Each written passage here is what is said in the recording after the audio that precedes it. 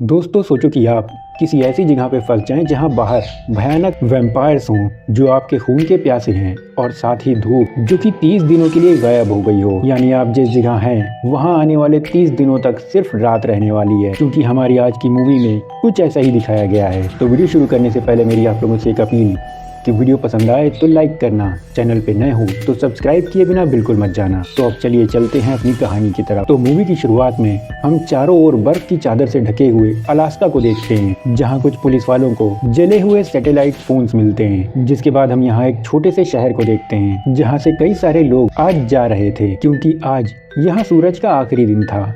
यानी कि अब सूरज निकलेगा पूरे 30 दिनों के बाद, जिसके चलते यहाँ सर्दी काफी ज्यादा बढ़ने वाली थी। हालांकि यहाँ कुछ लोग ऐसे भी थे जो इस मुसीबत के लिए तैयार थे और वो यहीं रहने का फैसला करते हैं, लेकिन इन लोगों को नहीं पता कि इस बार यहाँ इससे भी बड़ी मुसीबत आने वाली है। जिसके बाद हम स्टेला को देखते हैं जो कि इस जगह से बाहर जाने के लिए एयरपोर्ट की तरफ जा रही थी, लेकिन तभी अचानक उसकी कार का एक्सीडेंट हो जाता है। जिसके बाद वो यहाँ के शेरिफ एबन को फोन करती है, क्योंकि एबन और स्टेला दोनों ही पति पत्नी थे। हालांकि अब ये दोनों एक दूसरे के साथ नहीं रहते। जिसके बाद एबन अपने दोस्त के साथ स्टेला के पास पहुंचता है, लेकिन वहां पहुंचते ही उसे खबर मिलती है कि किसी ने इस जगह के कई सारे स्लेट डॉग्स को मार दिया है। तो वो स्टेला को अपने दोस्त के साथ एयरपोर्ट भेज देता है और खुद दूसरी तरफ चला जाता है। वहीं दूसरी तरफ स्टेला जब तक कि एयरपोर्ट पहुंचती है तब तक बहुत देर हो जाती है और यहाँ का एयरपोर्ट बंद हो जाता है। यानी कि अब स्टेला यहाँ 30 दिनों के लिए फंस गई थी। वहीं दूसरी तरफ एबेन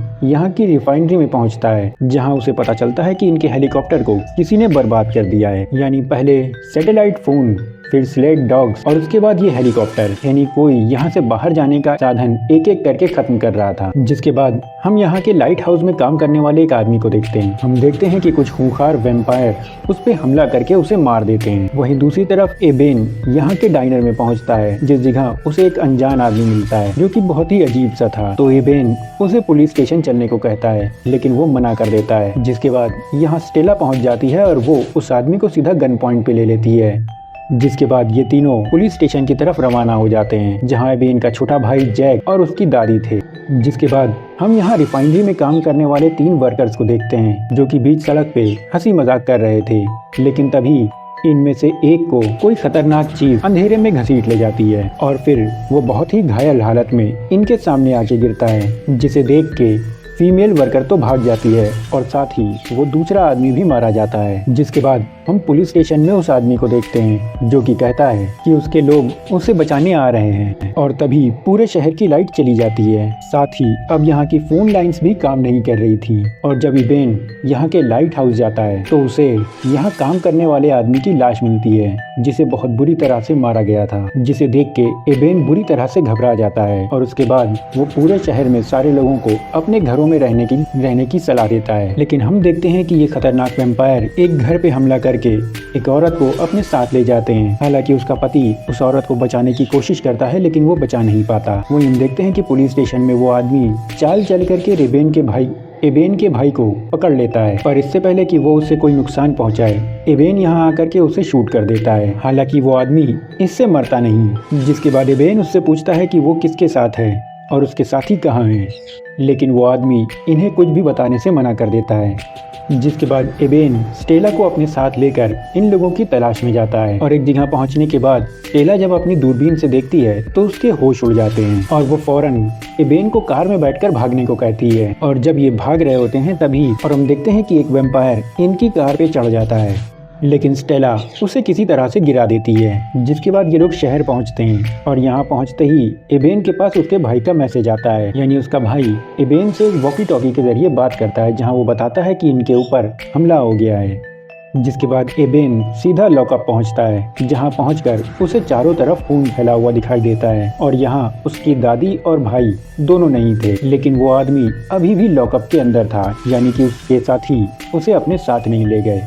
वहीं हम इन वैम्पायर्स को देखते हैं और इस जगह इन वैम्पायर्स का एक लीडर भी था जो कि इन वैम्पायर्स को हमला करने का ऑर्डर देता है। और देखते ही देखते ये खूनी वैम्पायर यहाँ रहने वाले लोगों के ऊपर टूट पड़ते हैं और उन्हें बेरहमी से मारना शुरू कर देते हैं। और इस जगह रहने वाला कोई भी इंसान इनके सामने अपनी जान बचाने से नाकाम था और देखते ही देखते सफेद बर्फ की चादर लाल रंग में बदल जाती है। वहीं एबेन और स्टेला यहाँ के डायनर पहुँचते हैं जहाँ कुछ लोग अभी भी सेफ थे और यहीं एबेन का भाई जैक भी था, जो कि बताता है कि उन वैम्पायर्स ने इनकी दादी को बेरहमी से मार दिया। पर ये लोग ज्यादा देर तक कि यहाँ सेफ नहीं रह सकते थे। तभी इनके बीच वही लड़की बोलती है जिनके दो साथियों को वैम्पायर्स ने मार दिया था कि उसके एक दोस्त के घर एक सीक्रेट जगह है जो कि ऐसे सामने से दिखाई नहीं देती।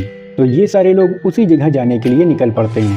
हालांकि एबेन यहाँ से पुलिस स्टेशन जाना चाहता था ताकि वो इन लोगों को मारने के लिए हथियार ले आए और इस काम के लिए स्टेला भी उसके साथ जाती है। वहीं एबेन का दोस्त कार्टर इन लोगों को लेकर उस जगह के लिए निकल पड़ता है और जब एबेन और स्टेला अपनी कार से यहाँ से बाहर निकलते हैं तो हम देखते हैं कि शहर के अंदर अब कोई भी जिंदा नहीं बचा था। पर तभी स्टेला और एबेन की कार को कोई रोक लेता है और हम देखते हैं कि ये सब वैम्पायर्स थे जिन्होंने इनकी कार को पकड़ लिया था और ये अपनी ताकत की दम पे इनकी कार को पलट देते हैं और अब इनकी जान खतरे में थी। लेकिन तभी यहाँ इनका एक और दोस्त अपना ट्रक लेकर आ जाता है जो कि इन्हें यहाँ से बचाकर ले जाता है और ये लोग सीधा उसी घर में पहुँचते हैं जहाँ वो सीक्रेट जगह थी और इस जगह कार्टर बचे हुए लोगों को लेकर पहले से ही मौजूद था। वहीं हम लॉकअप के अंदर उस आदमी को देखते हैं जिसे वैम्पायर्स का लीडर आकर मार देता है। लेकिन अब ये लोग एक ही जगह पे फंस गए थे और इस जगह एबेन प्लान बनाता है कि अब ये लोग कुछ दिन यहीं रहेंगे और जैसे ही मौका मिलेगा एबेन कहता है कि वो यहाँ के स्टोर जाकर पहले राशन जमा करेंगे और फिर यूटेला डोर जाएंगे क्योंकि इन्हें यहाँ के रास्ते और मौसम के बारे में काफी कुछ पता है। और ऐसे ही इन लोगों के 7 दिन बीत जाते हैं और ये लोग इस छोटी सी जगह के अंदर बंद थे। जिसके बाद एक दिन इन्हें एक लड़की दिखाई देती है जो कि मदद की गुहार लगा रही थी। ये लोग उसकी मदद करने की सोचते हैं लेकिन तभी इन्हें उस लड़की के पीछे छुपे हुए वैम्पायर दिखाई देते हैं जिससे कि ये समझ जाते हैं कि ये एक चाल है। और इसके कुछ दिन बाद इनके साथ जो बुजुर्ग थे वो जबरदस्ती इस घर से बाहर चले जाते हैं और यहाँ उनका बेटा उन्हें बचाने के लिए वो भी बाहर चला जाता है। हालांकि स्टेला उसे रोकने की पूरी कोशिश करती है लेकिन वो नहीं मानता। ये दोनों बाहर चले जाते हैं और मारे जाते हैं। लेकिन अब इनकी मुसीबत बढ़ने लगी थी क्योंकि वैम्पायर्स अब इन तक पहुंचने वाले थे। लेकिन तभी यहाँ पे बर्फीला तूफान आ जाता है और ये लोग उसी तूफान के बीच यहाँ से निकल पड़ते हैं। जिसके बाद ये सीधा स्टोर पहुँचते हैं ताकि वहाँ से राशन ले सकें। पर यहाँ इन्हें एक बच्ची दिखाई देती है जिसे किसी वैम्पायर ने काट लिया था और अब वो भी उनके जैसी ही हो गई थी जो कि इन पर हमला कर देती है। हालांकि वो बच्ची थी लेकिन तब भी वो इतनी ज्यादा ताकतवर थी कि वो इन पे भारी पड़ने लगती है। लेकिन फिर भी ये किसी तरह उसे मारने में कामयाब रहते हैं। लेकिन इस सब में कार्टर घायल हो जाता है। जिसके बाद ये लोग कुछ देर तक की स्टोर में ही रुकते हैं और अगला तूफान आने का इंतजार करने लगते हैं। हालांकि यूटेला डोर यहाँ से बहुत दूर था तो ये लोग पुलिस स्टेशन जाने का फैसला करते हैं। लेकिन वहाँ भी जाना आसान नहीं था। तो इस जगह पे कार्टर एक प्लान बताता है कि अगर कोई इन वैम्पायर्स का ध्यान बटाए तो बाकी सारे लोग पुलिस स्टेशन तक पहुँच सकते हैं। और यहाँ स्टेला खुद जाने का तय करती है। वो कहती है कि ये लोग वैम्पायर्स हैं और इन्हें रोशनी से जरूर दिक्कत होगी। तभी इन लोगों ने शहर की लाइट बंद कर दी और साथ ही वो ये भी बताती है कि एबेन की दादी वो यूवी लाइट के जरिए पौधे उगाती थी, यानी उस लाइट के जरिए इन वैम्पायर्स को घायल किया जा सकता है। लेकिन इस बात की कोई गारंटी नहीं थी। लेकिन इसे करने के अलावा और कोई रास्ता भी इनके पास नहीं था। तो यहाँ पे एबेन स्टेला को रोककर खुद उन वैम्पायर्स को अपने पीछे लगाने का तय करता है। और जब वो भागता हुआ वैम्पायर्स को अपने पीछे लगाता है तो ये लोग चुपके से इस जगह से निकल जाते हैं। लेकिन तभी एक वैम्पायर इन पे हमला करके इनके एक साथी को मार देती है। वहीं एबेन सबका ध्यान खींचकर दादी के घर पहुंचता है और जल्दी से जनरेटर शुरू करके उस लाइट को तैयार करता है। लेकिन तब तक कि वो सारे वैम्पायर्स दादी के घर के बाहर आ गए थे। वहीं दूसरी तरफ स्टेला और बाकी सारे लोग वो पुलिस स्टेशन तक सेफली पहुंच गए थे। वहीं दूसरी तरफ एबेन ने उस लाइट को तैयार कर लिया था और जैसे ही वैम्पायर्स का लीडर उन्हें दरवाजा खोलने के लिए कहता है और जैसे ही उनमें से एक वैम्पायर दरवाजा को खोलती है एबेन उसके ऊपर वो यूवी लाइट मार देता है जिससे कि वो बुरी तरह से घायल होकर वहीं तड़पने लगती है। यानी इस लाइट का असर इन वैम्पायर्स पे हो रहा था। लेकिन ये ज्यादा देर नहीं चलता क्योंकि ये वैम्पायर्स इस जगह की लाइट को कट कर देते हैं। जिसके बाद एबेन अपनी जान बचाकर यहाँ से भागने लगता है। वहीं एबेन की जान खतरे में देखकर इनका एक और दोस्त यानी वही ट्रक वाला दोस्त एक बड़ा बुलडोजर लेके बाहर आता है जहाँ सारे वैम्पायर्स उसके पीछे जाते हैं और इस जगह वो कई सारे वैम्पायर्स को मार भी देता है। पर आखिर में वो एक घर के अंदर क्रैश कर जाता है और अब सारे के सारे वैम्पायर्स उसी की तरफ आ रहे थे। और इससे पहले कि वैम्पायर्स उसे अपना शिकार बनाते वो खुद को एक बड़े धमाके के साथ खत्म कर देता है। वहीं एबेन छुपते छुपाते किसी तरह से पुलिस स्टेशन पहुंच जाता है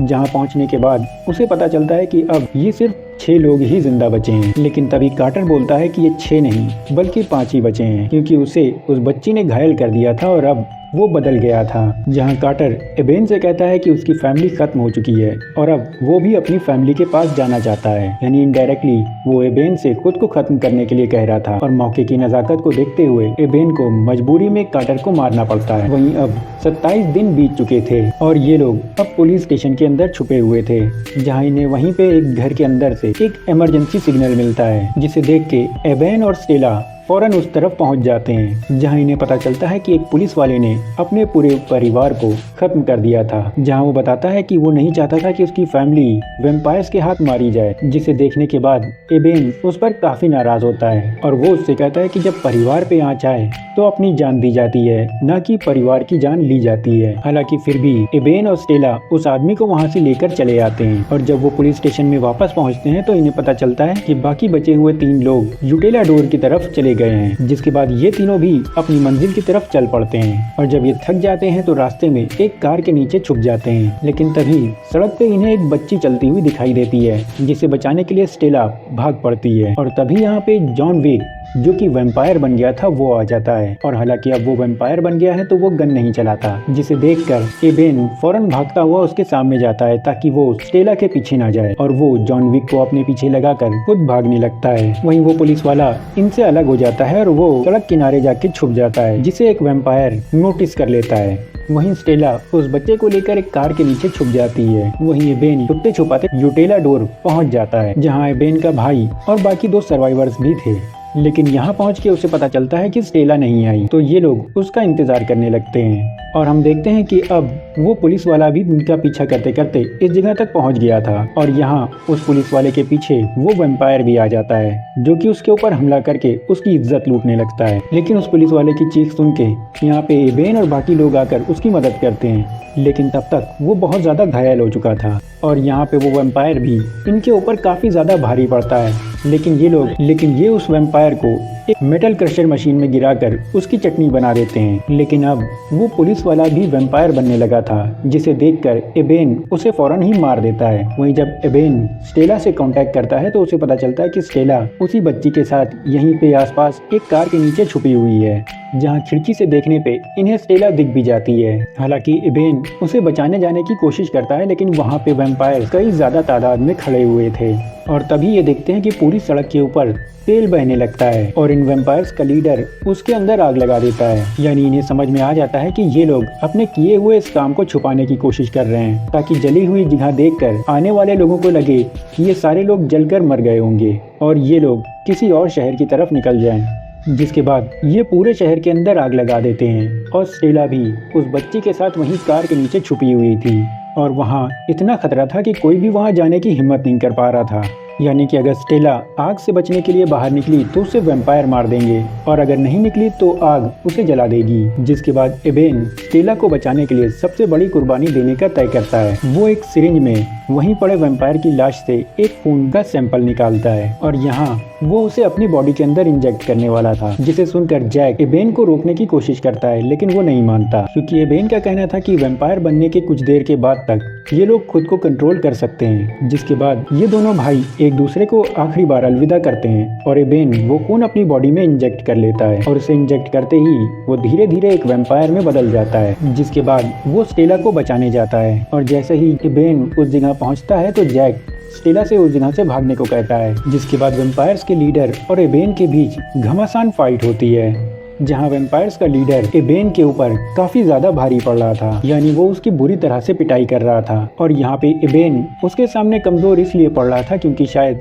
वो अभी अभी वैम्पायर बना था और वो अपनी ताकत को कंट्रोल नहीं कर पा रहा था। हालांकि तब भी वो उससे मुकाबला करने की पूरी कोशिश करता है। जिसके बाद वैम्पायर्स का लीडर एबेन की तरफ अपनी पूरी रफ्तार से आता है और इसी मौके का फायदा उठाते हुए एबेन उसकी तरफ एक जोरदार पंच मारता है, जो कि उसकी सर के आर पार निकल जाता है और वैम्पायर का लीडर मारा जाता है और उसके मरते ही यहाँ पे सब कुछ शांत हो गया था। जिसके बाद ये देखते हैं कि धूप निकलने वाली है और सारे वैम्पायर्स वापस लौट रहे हैं, यानी वो जिस जगह से आए थे उसी जगह जा रहे थे। अब इस जगह पे एबेन के पास 2 रास्ते थे। पहला तो वो उन वैम्पायर्स के पीछे चला जाए और एक अंधेरी जिंदगी को अपना ले और दूसरा यहीं पे रुककर अपनी जिंदगी को खत्म कर ले। तो वो तय करता है कि वो स्टेला से किया हुआ वादा पूरा करेगा। जिसके बाद ये लोग एक ऊंची जगह पे बैठकर सूरज को निकलते हुए देखते हैं और यहाँ जैसे जैसे सूरज निकल रहा होता है एबेन की हालत बिगड़ती चली जाती है और देखते देखते वो पूरी तरह से जल जाता है और अपना दम तोड़ देता है। तो गाइज ये थी 30 डेज ऑफ नाइट की कहानी। हालांकि इस मूवी में कुछ बातों के जवाब नहीं दिए हैं,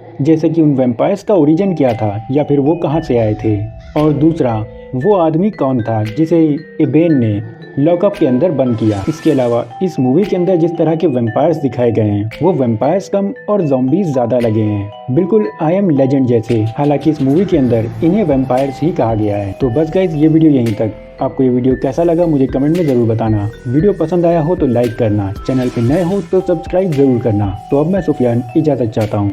गुड लक।